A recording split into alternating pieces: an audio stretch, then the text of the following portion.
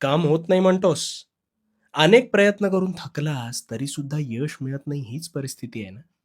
आता ह्या परिस्थितीतून मार्ग कसा काढायचा ना हे तुला सांगतो. अगदी अखेरपर्यंत शांत चित्ताने मन लावून ऐक. बऱ्याच वर्षांपूर्वी एकदा एका विद्वानाने 2 व्यक्तींची कष्टांची मानसिकता तपासण्यासाठी त्यांना जिथे काहीच मिळत नाही ना, अशा एका छोट्याशा गावाजवळून साखर आणायला सांगितलं.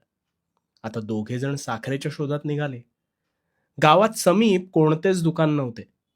दोघं वेगवेगळ्या वाटेने वणवण फिरत असताना त्यातील एकाच्या डोक्यात कार्य सुरू केल्यापासूनच कदाचित हे शक्य होणार नाही अशी शंका डोकावत होती. तरीही फक्त मिळणाऱ्या पैशांच्या मोहापायी नकारात्मक विचार घेऊन तो वणवण भटकत होता. पण दुसरा मात्र खरा मेहनती होता. त्याने हेच कार्य आपल्याला काही केल्या मनापासून पार पाडायचे आहे.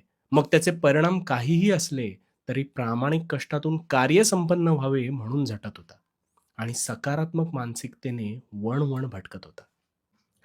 आणि काय तर जिद्द, चिकाटी आणि सोबतीला प्रामाणिक प्रयत्न या जोरावर ते म्हणतात ना, प्रयत्ने वाळूचे कण रगडता तेलही गळे. ते अगदी खरंय. आणि म्हणून ह्या दुसऱ्या इसमाला प्रचंड प्रयत्न करून ती गावची वेस ओलांडून अखेरीस एका ठिकाणी ती साखर मिळालीच. आता ह्यातून तुला काय कळलं? तू कष्ट करतोस, पण एखादं काम सुरू करत असताना अथवा करत असताना नकारात्मक विचार म्हणजेच हे होत नाही अथवा हे होणार नाही की काय, हाच विचार अधिक करत असतोस. आणि या सृष्टीचा एक नियम आहे.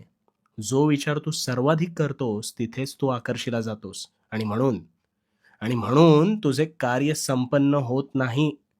त्यामुळे यापुढे कुठलेही कार्य संपन्न करत असताना ते होणार आहे आणि ते उत्तमच होणार आहे हाच विचार डोक्यात ठेवून प्रामाणिकपणे काम करत राहा आणि मग किमया पहा. तुझ्या सर्व मनोकामना पूर्ण होतील. आणि हो आणि हो भिवू नकोस. भिवू नकोस कारण मी तुझ्या पाठीशी आहे. भिवू नकोस. मी तुझ्या पाठीशी आहे.